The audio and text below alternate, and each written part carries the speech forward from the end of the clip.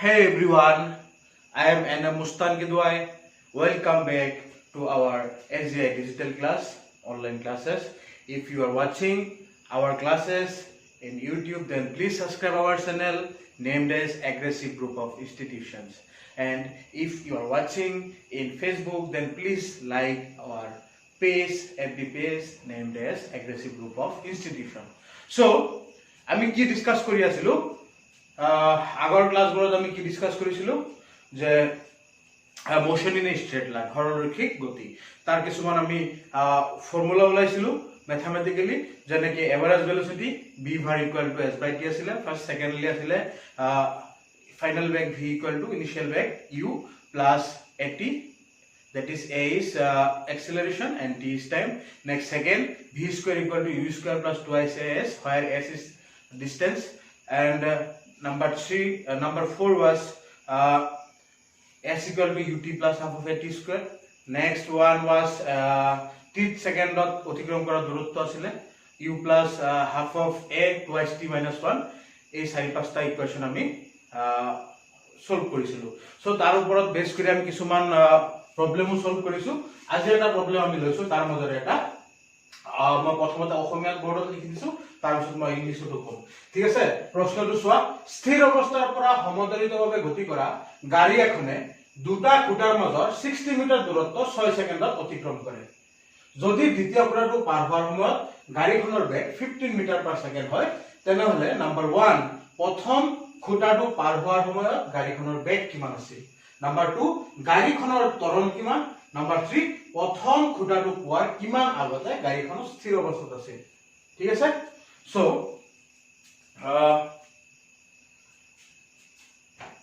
আমি পিক্সৰিয়েল ভিউ এটা দিব বিচাৰিছো।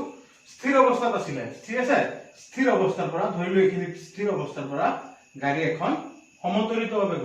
গতি কৰিছে, মানে কনস্ট্যান্ট এক্সেলাৰেশনত গাড়ী এটা মুভ কৰিছে। ঠিক আছে, আৰু গাড়ীখনে দুটা খুঁটাৰ মাজৰ দুটা খুঁটা ধৰি লো, ইয়াত এটা খুঁটা আছে, নেক্সট ইয়াত আনটো খুঁটা। ঠিক আছে, দুটা খুঁটাৰ মাজত দূৰত্ব কি দিয়া আছে, ডিসটেন্স 60 মিটাৰ, ডিসটেন্স 60 মিটাৰ দিয়া আছে। ঠিক আছে, আৰু এই খুঁটা দুটা পাৰ হতে সময় কিমান লাগে, 60 মিটাৰ দিয়া আছে আৰু 6 সেকেন্ড সময় লাগে বুলি দিয়া আছে, time t equal to 6 second. ঠিক আছে, যদি দ্বিতীয় খুঁটাটো পাৰ হোৱাৰ সময়ত গাড়ীখনৰ বেগ 15 মিটাৰ পাৰ সেকেন্ড, মানে গাড়ীখন যদি এইফালৰ পৰা গৈ আছে তেতিয়াহলে কি দিয়া আছে, সেকেন্ড খুঁটাটো ধৰো, সেকেন্ড খুঁটাটোৰ বেগ v2, ভেলোসিটি ইজ v2, তেতিয়াহলে সেকেন্ড খুঁটাটোৰ কিমান বেগ দিয়া আছে, 15 metre per second, 15 metre per second. তেতিয়াহলে নাম্বাৰ 1 কোৱেশ্চন, নাম্বাৰ 1 টো কি আছিল, প্ৰথম খুঁটাটো পাৰ হোৱাৰ সময়ত গাড়ীখনৰ বেগ কিমান আছিল, মানে যদি প্ৰথম খুঁটাটোৰ বেগ v1 হয় তেন্তে v1 equal to what, first question. Next second question, যেহেতু সমতলিত বুলি কৈছে, ত্বৰণটো সেম কনস্ট্যান্ট এক্সেলাৰেশন, তেতিয়াহলে ইয়াৰ পৰা এইখিনিলৈকে যাওঁতে ত্বৰণ a equal to কি, এটো ওলাব দিছে। ঠিক আছে, নেক্সট নাম্বাৰ 3, প্ৰথম খুঁটাটোৰ পোৱাৰ কিমান আগতে গাড়ীখন স্থিৰ অৱস্থাত আছিলে, মানে আমি ধৰিছিলো এইখিনি স্থিৰ অৱস্থাত আছিলে, হয় নে নহয়, এইখিনি তো ইয়াৰ পৰা এইখিনিৰ দূৰত্ব ওলাব দিছে, মানে প্ৰথম খুঁটাটো পোৱাৰ কিমান আগতে, তাৰ পৰা কিমান আগত গাড়ীখন স্থিৰ অৱস্থাত আছিল। যদি আমি s বুলি ধৰো, s equal to what, এটো ওলাব দিছে। ঠিক আছে, তিনটা কোৱেশ্চনত আমাক কি ওলাব দিলে আমি গম পালো। ঠিক আছে, প্ৰথম দিছে v1 টো কি ওলাব লাগে, নেক্সট নাম্বাৰ 2 ত্বৰণ এক্সেলাৰেশন টো কি হয় এটো ওলাব লাগে, নাম্বাৰ 3 s মানে খুঁটাটো পোৱাৰ কিমান আগত গাড়ীখন স্থিৰ অৱস্থাত আছিল সেইটো উলিয়াব লাগে। ঠিক আছে, সো ইয়াৰ বাবে আমি এটা সলভ কৰিম, যেহেতু আমি এই গোটেই প্ৰশ্নৰ পিক্সৰিয়েল ভিউটো আমি দি দিলো। ঠিক আছে, যেহেতু পিক্সৰিয়েল ভিউটো আমি দি দিলো, গতিকে মই এটা কোৱেশ্চনটো ৰাফ কৰি দিছো। সো তোমালোকে যদি কিবা বুজি নোপোৱা, মই বাৰে বাৰে কৈ আছো, যদি কিবা বুজি নোপোৱা তেতিয়াহলে আমাৰ কমেন্ট সেকশনত আহা, কমেন্ট সেকশনত আহি ধুনীয়াকৈ কোৱা কোনটো টপিক বুজি পোৱা নাই, আমি তোমালোকক বুজোৱাৰ ট্ৰাই কৰিম। ঠিক আছে, গাড়ীখন এফালে মুভ কৰি আছিল। ঠিক আছে, এতিয়া চোৱা প্ৰথমতে আমাক কি ওলাব দিছে v1 প্ৰথম খুঁটাটোৰ বেগ সো আমি কি ডেৰাইভ কৰিছিলো we know first of all we know average velocity v bar equal to total distance s divided by total time t okay গড় বেগ equal to মুঠ দূৰত্ব by মুঠ সময় এতিয়া গড় বেগ মানে কি মই কি কৈছিলো যোৱা ক্লাছত গড় মানে এভাৰেজ ওলাব হলে number of summation of number of observations whole divided by observations মানে কেইটা আছে ইয়াত আছে এটা দুটা অবজারভেশন দুটা সাম কৰিব লাগিব মানে দুটা কি কি আছে v1 plus v2 দুটা সাম কৰিব লাগিব কেইটা অবজাৰভেশন আছে তাৰ হৰণ কৰিব লাগিব ইয়াত দুটা আছে দুইটা হৰণ কৰিলো ঠিক আছে equal to s by t এতিয়া চোৱা আমাৰ ইয়াত কি দি আছে v2 15 মিটাৰ পাৰ সেকেন্ড দি আছে 15 v1 ওলাব লাগে সৰি আগতে v1 টো দি আছে ইয়াত v1 ওলাব লাগে v1 plus v2 কিমান দি আছে 15 metre per second divided by 2 equal to s কিমান দি আছে ইয়াৰ পৰা ইয়াৰ দূৰত্ব ঠিক আছে ইয়াৰ পৰা ইয়াৰ দূৰত্ব কিমান 60 divided by time ইয়াৰ পৰা ইয়াৰ যাওঁতে কিমান সময় লাগে 3 সেকেন্ড মানে 6 সেকেন্ড ওকে 6 is 1 6 60 is 10 মানে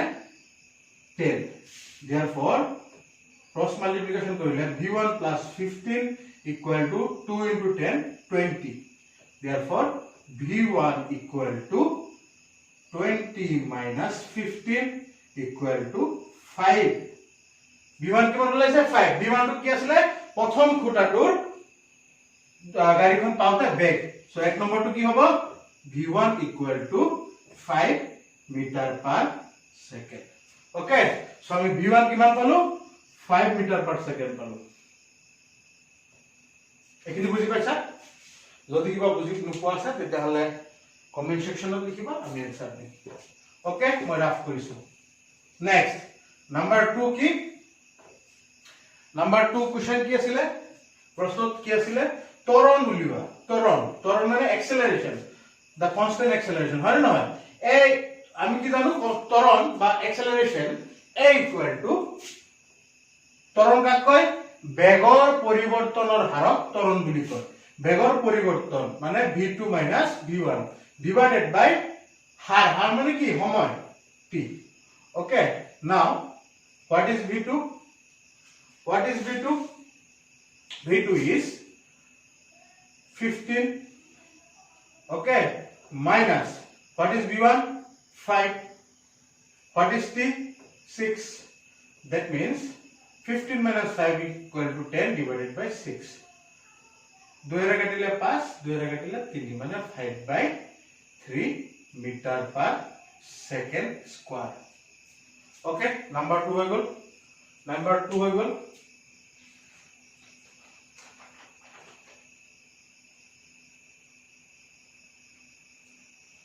number 2 হৈ গল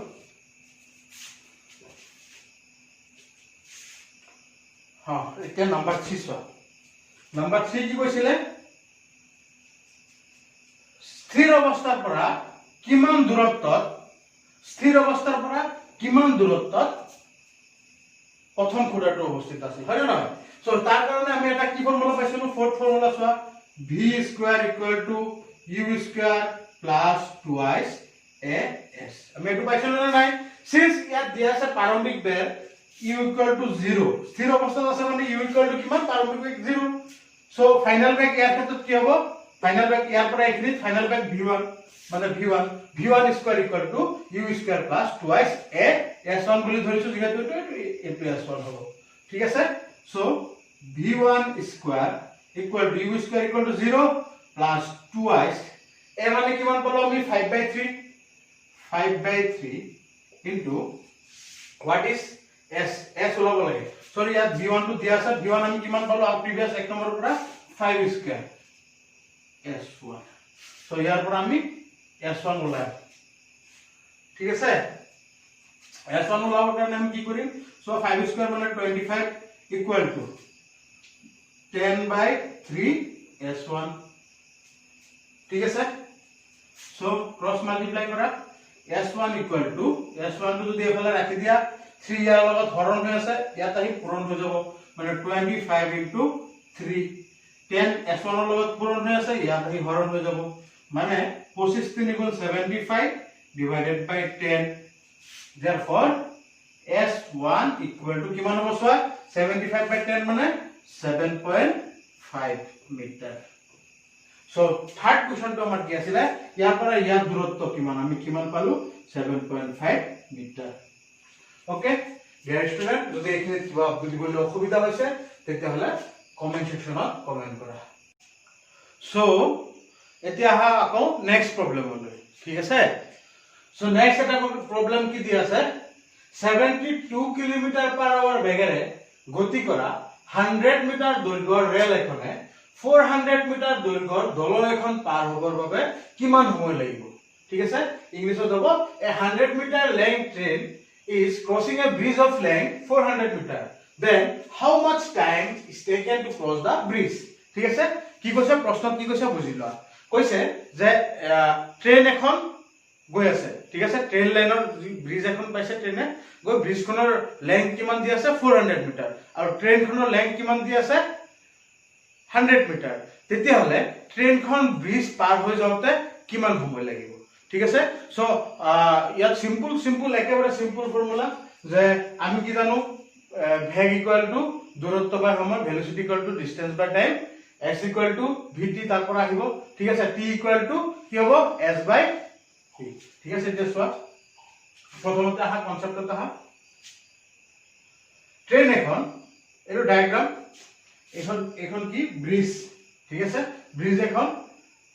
ট্ৰেইনে ক্ৰস কৰি আছে ট্ৰেইনখন কিমান স্পিডত গৈ আছে 72 কিলোমিটাৰ/আৱাৰ বেগেৰে স্পিডত গৈ আছে ঠিক আছে সো ট্ৰেইনখন এটা সোৱা ইমাজিন কৰা ট্ৰেইনখন এইখন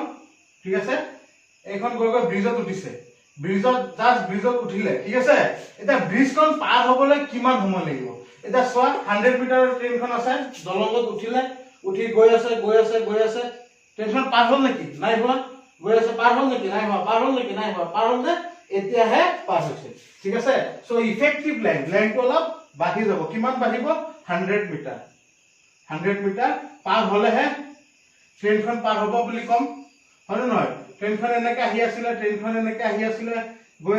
আছে কেতিয়া পাৰ হ'ব বুলি কম যেতিয়া ইয়াত সম্পূৰ্ণৰূপে যেতিয়া পাৰ হ'ব সম্পূৰ্ণৰূপে পাৰ হতে ট্ৰেইনখনৰ লেংথ কিমান আছিল 100 so length of bridge effective length কিমান হৈ গ'ল 400 প্লাস 100 বুজি পাইছা 400 মিটাৰ ব্ৰিজৰ লেংথ আছিল যেহেতু ব্ৰিজখন পাৰ হ'বলৈ সম্পূৰ্ণ ট্ৰেইনখন পাৰ হ'ব লাগিব ট্ৰেইন যেহেতু 100 metre length so 400 metre plus 100 metre equal to 500 metre so s equal to s মানে দূৰত্ব কিমান হ'ব 400 মিটাৰ অফ ব্ৰিজৰ টু প্লাস 100 মিটাৰ কি হয় দলঙৰ ইকুয়াল টু 500 মিটাৰ বুজি পাইছা সো নেক্সট আৰু কি দিয়া আছে সোৱা velocity to দিয়া আছে 72 কিলোমিটাৰ/আৱাৰ দিয়া আছে কিন্তু দূৰত্বটো কিহত দিয়া আছে ডিসটেন্স টু মিটাৰত দিয়া আছে সো আমি ইউনিটটো হদা স্ট্যান্ডাৰ্ড ইউনিটত দিব বিচাৰিম SI ইউনিটত সো ইয়াক কিলোমিটাৰ/আৱাৰত মিটাৰ per সেকেন্ডত আমি ট্ৰান্সফাৰ কৰো so given velocity of train কি দিয়া আছে v equal to 72 কিলোমিটাৰ/আৱাৰ আমি কি জানো 1 kilometre equal to 1000 metre so 72 বহাই দিছো কিলোমিটাৰ লগত 1000 মিটাৰ বহাই দিছো ডিভাইডেড বাই 1 ঘণ্টা কিমান 60 মিনিট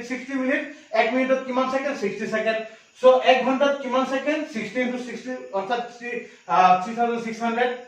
হয় নহয় 3600 সেকেন্ড সো ইয়াত সোৱা কাটাকুটি কৰিলে 0 0 ক্যান্সেল যাব 0 0 ক্যান্সেল যাব ঠিক আছে 6 72 কেবাৰ যাব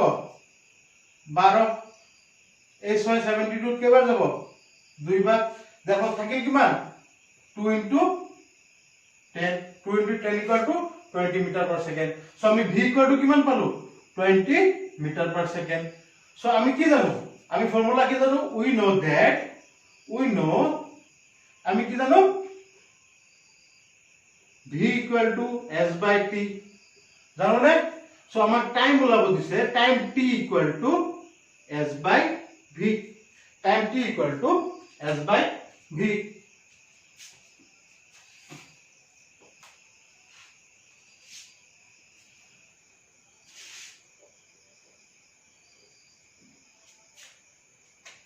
so